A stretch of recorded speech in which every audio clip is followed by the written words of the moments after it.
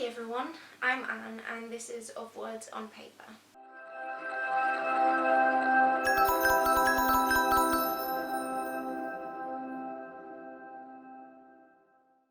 Welcome to my May wrap-up. This is going to be a video where I talk about all the books I read in May and what I thought about them. This month I read 16 books in total. I gave 3 of them 5 stars, 2 of them 4 stars, 6 of them 3 stars. None of them I gave 2 stars to, and then 3 of them I gave 1 star. So let's start with the ones that I read during my 24-hour readathon vlog. I read 6 books. You can check out my vlog that I did. I really disliked these 2, Cherry Crush and the Truants. Cherry Crush by Cathy Cassidy I disliked because it was a middle grade that's aged really badly, arguably quite problematic as well in its depiction of Asian characters. Although obviously I am not Asian, so it's not aged well, let me tell you that. Stereotypical as well. So I didn't like the Truants because I literally didn't care whatsoever about the characters or the plot. Like, the one thing I really liked was the writing style, and that's what might make me check out anything else that Kate Weinberg might publish in the future. But in terms of plot and characters, man, I really didn't like them. I couldn't care for any of them, and I couldn't be bothered knowing what was happening. I just finished it because I was already too far deep into it. This is supposed to be a dark academia book, similar to The Secret History by Donna Tartt, but with Agatha Christie influences and mystery detective stories as an inspiration. And it just had so much potential, but it didn't go anywhere. Unfortunately, I can't recommend this one. Next are the 2 books that I read during my 24-hour readathon that I gave 3 stars to. And the first one is I Was Born for This by Alice Oseman. This is a YA contemporary book about a girl that's a huge fan of this boy band called the Ark, and then it's also about the frontman of the Ark and their perspectives. You see chapters from each of their perspectives, and then at one point they sort of start intersecting and intertwining, and it's very interesting. It's really well done. I think Alice Oseman writes really well. Her stories are wonderfully diverse. I can't really speak for how good the representation is, except for the bi-rep. I think there's 1 or 2 characters that are bisexual. I'm not sure, I can't remember, but I remember thinking that was the case. There's trans rep in this. There is lots of different ethnicities represented as well, so I can't speak for how good they are, but just so you know, there is that kind of rep. And I would recommend it. I just didn't particularly connect to it. I think I would have liked this a lot more 3 or 4 years ago, maybe, when I was a lot more involved in fandom, and now I just felt, I don't know why, it makes me sound like a jerk, but I think I felt a bit too grown up for this book. This is very definitely YA, so, you know, it's very interesting. I would recommend it. It was just not my thing. And then Runaways, Find Your Way Home. This was a comic book that I also gave 3 stars to, and this was quite nice. I think it's definitely a very good one to get started with Marvel comics or superhero comics in general, because it doesn't require you to know all the backstory of everybody, and it's quite a nice mix of fun adventures with deeper reflections on like found families and friendship and growing up and growing out of those friendship groups as well. But I just didn't particularly vibe with it because I think it didn't have, the fun bits were too overpowering compared to the deeper bits, which is what I like in graphic novels. I might continue the series if I find the next volumes cheap, but not likely. I don't know. I would still recommend it though. I think it's quite accessible, not very long as you can see. So yeah. What's next? Oh yeah, my 2 favourites from the readathon were the Poetics by Aristotle and The Lonely City by Olivia Laing. These are very different books. They're both non-fiction, actually, which surprised me. The Poetics by Aristotle is a short book about all the elements that Aristotle thinks should be in a good story. and he uses lots of examples from Greek tragedy. And essentially it's kind of like an ancient writing manual, I would say. And I think it's something that still applies to loads of stories, especially if you are used to analysing books or analysing films. These principles, these ideas that Aristotle talks about here, you can see them everywhere. It's still used loads nowadays. So I think it's going to be a very useful book in the future. I think I can see myself consulting this book quite a lot for reference and stuff. And I particularly liked it as well because there's this essay at the back of this edition. I don't know if it's in every edition. This is the Oxford World's Classics edition. But it comes with an essay at the back called Aristotle on Detective Fiction by Dorothy Sayers. You might find the essay online as well, actually. Dorothy Sayers essentially argues that the best comparison to exemplify Aristotle's principles is not Greek tragedy like he said, but detective fiction. It's just really fun. So yeah, I really like this. I gave it 4 stars. And then the one I gave 5 stars to, this is one of the first 5-star reads of the month, was The Lonely City by Olivia Laing. And this was very different from what I normally read. This was a non-fiction book about loneliness, and particularly loneliness in cities and in the city of New York. And Laing essentially interweaves her own experiences living in New York and feeling really alone with the work of different artists that have touched upon this theme in some sort of way through their lives or their work. There's a whole chapter about the AIDS crisis that nearly made me cry. It was so poignant and so well explained, and it was devastating. On one hand, it's a very good introduction to contemporary art through the lens of loneliness, which is something that loads of us can relate to, probably all of us.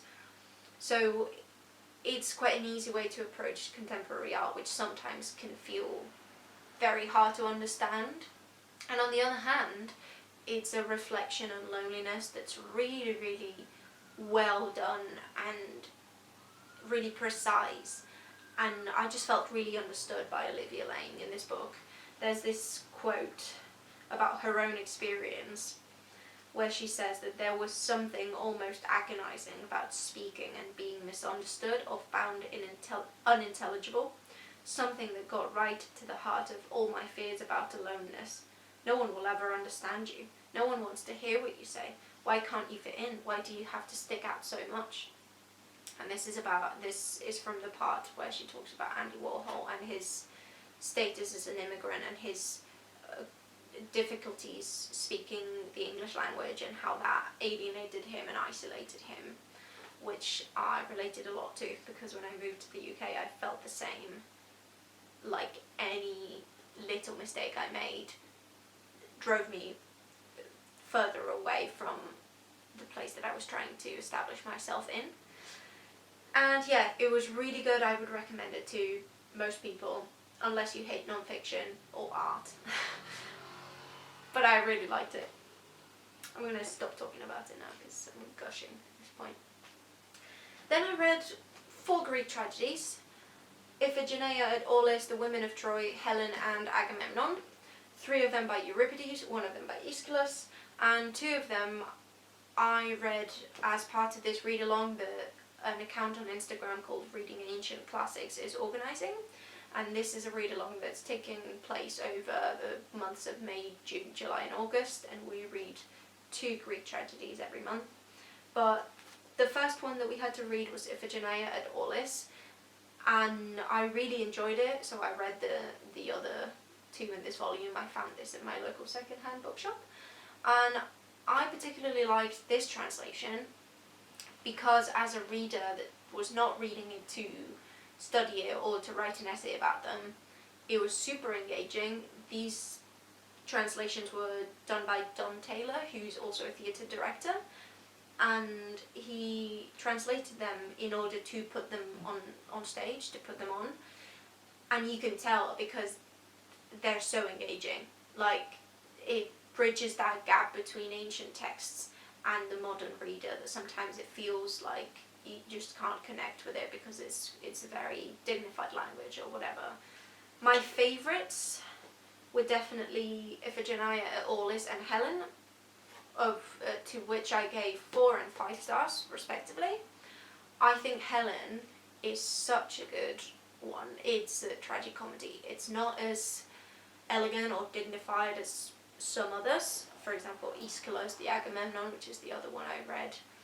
He's very, high. He's very elegant, he's very dignified, he's very solemn. Whereas Helen is the opposite of that. It's almost like a comedy. Helen is super witty. There's a pirate crew and a pirate scene, and it's just really funny. It's really, really funny. And even though it's not very representative of what Greek tragedy is like, I would still recommend it to anyone that wants to get started reading ancient classics. I think it's a very fun one to start with, and it will make you want to read more. Cool, so these are the 2 main groups that I was going to talk about. Now for some random books that I read alongside this. I started the month by finishing a book that I was reading with my friend Harriet, and we were doing a buddy read, and it was The Secret History by Donna Tartt. I've talked about this before in this video, and I've talked about this to all my friends at this point. This is one of my multiple editions that I have of it. I just really, really like it, and this time I properly annotated everything and put lots of page flags. Can you see? Yeah, there you go. This was a reread, as you can probably tell. We read it together over the course of April and the beginning of May, so I technically didn't read the whole thing in May, but I finished it in May. So this is the other 5-star read. I just really like this book because of the satirical tone that it takes when it talks about academic institutions, and also the intrigue, but not in a necessarily fast-paced way. I think it's got beautiful descriptions. The writing style is definitely something that is really enjoyable to spend a lot of time sort of processing. This is about a group of students that kill their classmate, and you're told from the beginning that they have done this, and you don't know why or how, and that's the fun of it. I think that you're told from the beginning who's the murderer, but the fun part is to know how come they've got to that point. I'm sure I'll talk about this in other videos, so I'm going to spare you my ramblings. The next book I read was I'm Thinking of Ending Things by Iain Reid. Listen, I really liked this up until the end. It was one of the first horror thrillers that I've ever read. I tend to stay away from that because I don't like really scary stuff.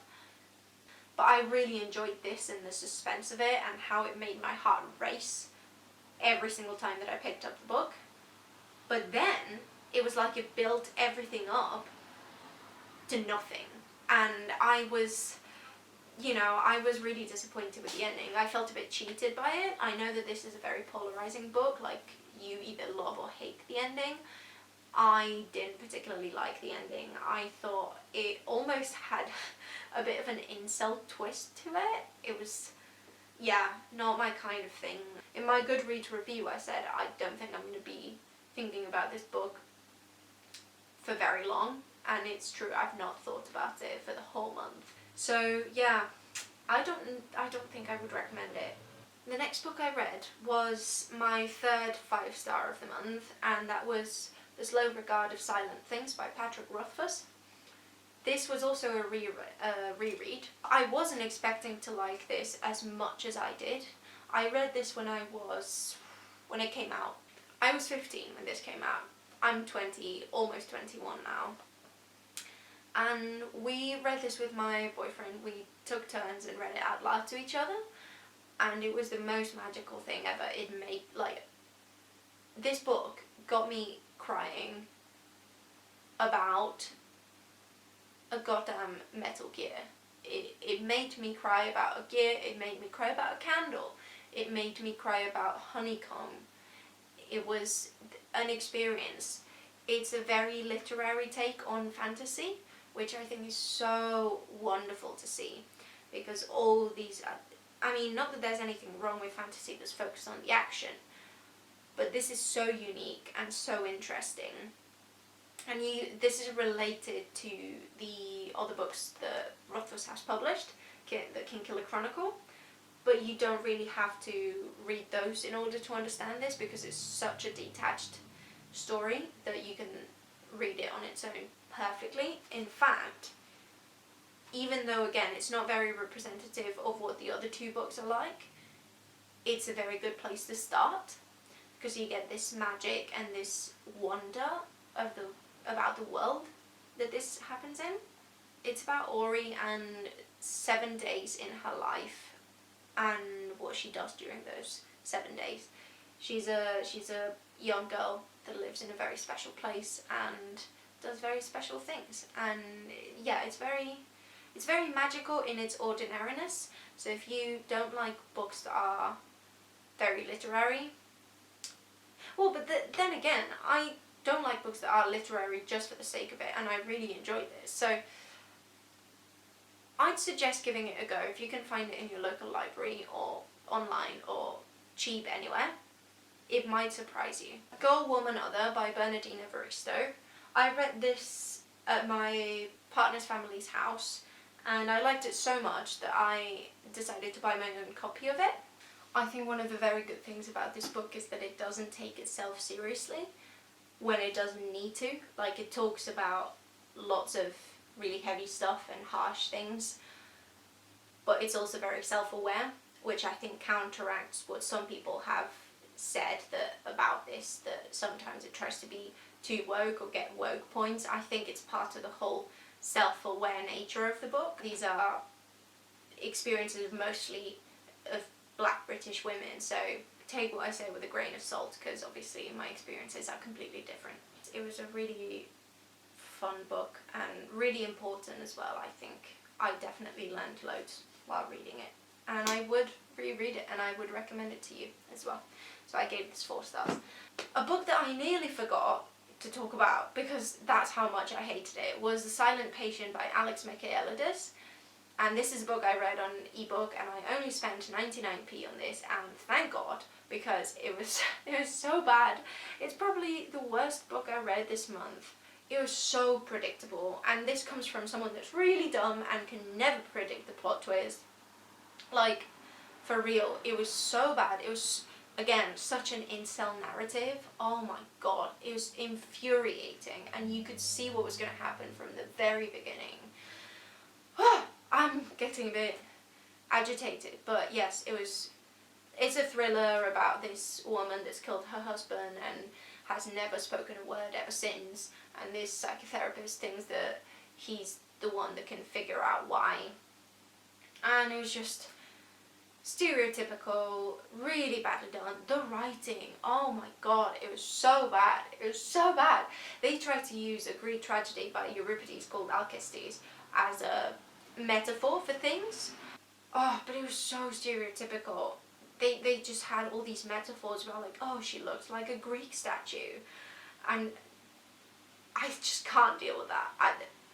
Especially, recently I've been getting into thrillers, but honestly, don't pick up this one. It will put you off reading thrillers. It was so bad. The last book, I'm not going to talk about it a lot, because I'm thinking of making a smaller video, like a book talk type of thing about this, because, oh dear, do I have opinions about this. And the book in question is A Little Life by Hanya Yanagihara. This is a book that's been very controversial, and understandably so. It's really heavy, not just in weight, but in content as well, and there were loads of things that I really liked, but a lot of things as well that I was super iffy about. And I want to talk about this more in depth. So I'm going to leave the video here, and I hope you came out of this with a new book to check out. See you guys in the next video. Thank you for watching. If you like this video, you can like it and subscribe it and share it with people. But yeah, it seems like the sun doesn't want to let me record anymore, so I'll see you soon. Bye!